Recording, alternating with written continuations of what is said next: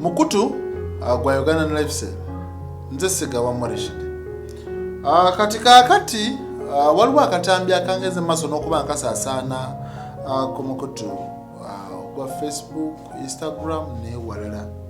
Omuwala Pretty Nicole ono nno baamukutte ne boyfriend wa mukwano gwe babadde waka munange baateese ne bagamba jangu weekend yonna tugimaleko nga tuli ffenna era baneno mu kubasangiriza ne babakolako ebyambyone byebitya baamwambudde kusa n'okumuyira amazzi agamukoka awo n'okumukuba empi kusa n'okumusikambula n'okumukunyulako enviiri 0709868832 gwene yandiyagadde okujjanjaba obulwadde obwa ulcerative pressure sukaali amanya agaluma naawe omwami nga kusaidireyo mu kisenge tebitambula bulungi itakweyo enamba kati Pretty Nicole oluvannyuma lwa poliisi y'e Kawempe okuyingira mu nsonga ze bwe batyo bagenze maaso n'okuba nga bamusaba amanya g'abantu abagenze maaso n'okuba nga bamutulugunya jjukira mu katambi kalaga wabaddewo abantu basatu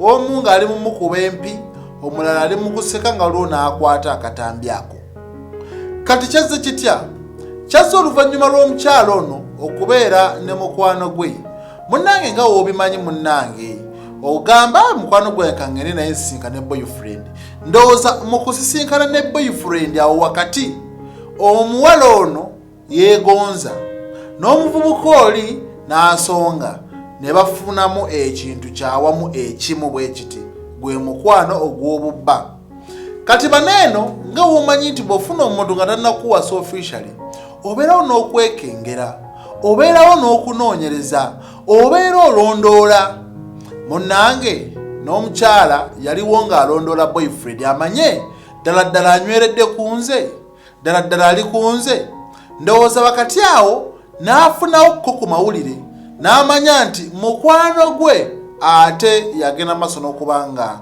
ayenda ku boyfriend wano beesitudde ne bagenda maaso n'okuba nga bajja ne bamukazaakaza omukuba empi omutulugunya n'ebirala nga bimwabirayo mu katambi ekyabadde kisingira ddala okuba ekibi kwe kuba nti ekitiibwa kye ng'omukyala abaakimuggyeko batya omukazi kasita alaga obwereere bwe mwe tukitegeeza nti ekitiibwa takyalina omusajja osobola okugyamu essaati n'osigala mu mpale n'otaswala naye omukyala tasobola kugyamu sikaati tasobola kugyamu bulawuzi kwegamba ebitundu byonna by'ennaku ye bibeera private ng'oggyeko banene ab'ensangi zino babikola nga bagenderedde naye omuntu wakikola mu ngeri ya kwinsalutinga mwattu abeera atyobodde eddembe lyo omusajja wojja n'omuggyako essatu olowooza nti oba olina ekyamanyi ky'okoze otandika okumuswazanga ne siruwala otandise ojjijjamu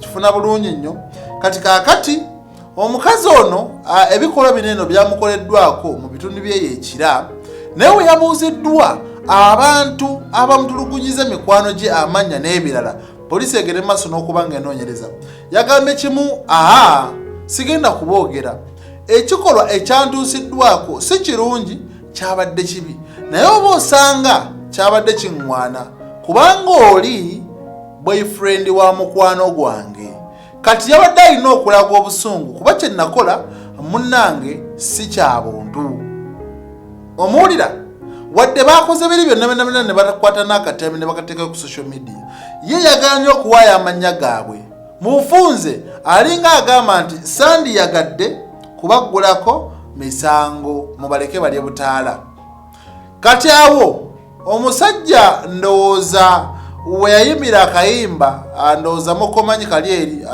alien skin nti bagirlfriend bajje beekube n'oli beekube nga yali wali alaba kubanga mu nsonga zino eno saalabyemu musajja nga bamubuleminga babuleminze muwala ate nga mu butonde omukazi abeerawo okukwanibwa omukazi asobola okukola ebikolwa okulaga nti akwegombye naye ekigambo okuva mu kamwa ke nti munnange baako ky'oŋŋamba kiyinza okumubeerera ekizibu kati kitegeeza omusajja ono ye kennyini ye yakozesa amaaso ge maybe n'alaba nti omuwala oli Pretty Nicole amwemolerako n'akasukayo akagamba akasooka, n'akasukayo akagamba akokubiri, akokusatu n'akokuna we kamutengula omuwala n'akkiriza.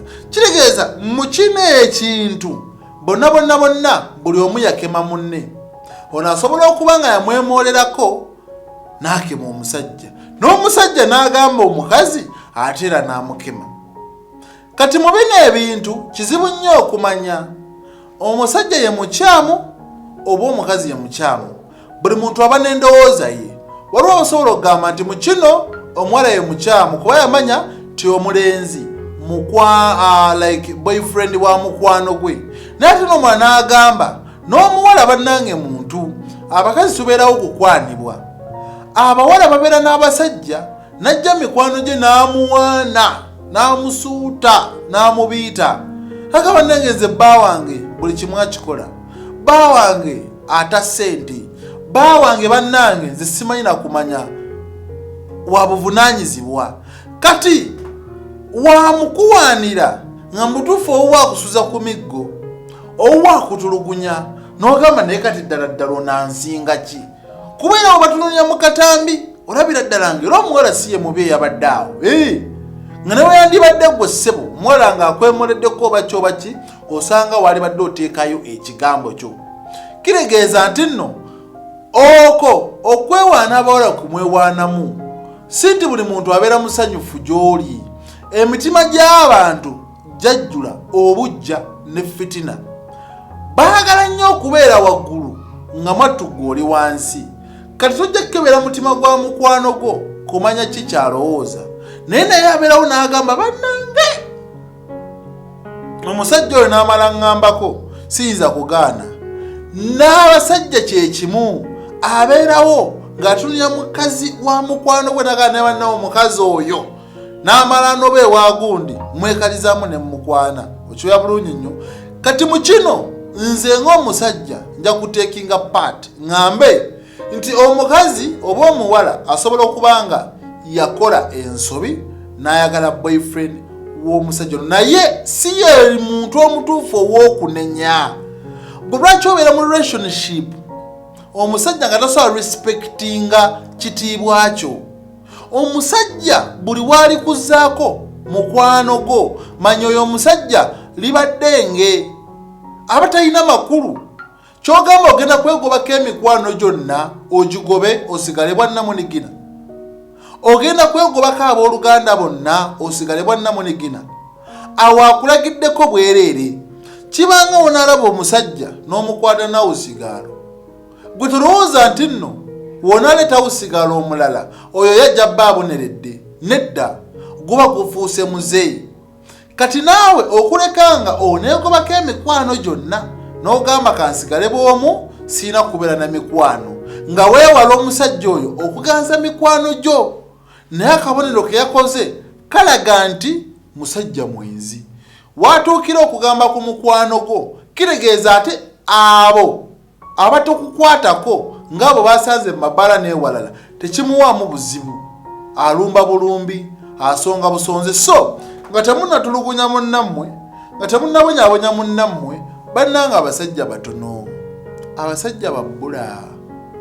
Bakazi baagala abasajja balina obuvunaanyizibwa, naye abasajja balina obuvunaanyizibwa baba bafumbo. Omuntu lwasalawo okubeera n'obuvunaanyizibwa, emu ku bintu ebiraga nti oyo omuntu wa buvunaanyizibwa kwe kubeera n'omukyala ewaka. Kitegeeza abaase toliza abaasazeewo.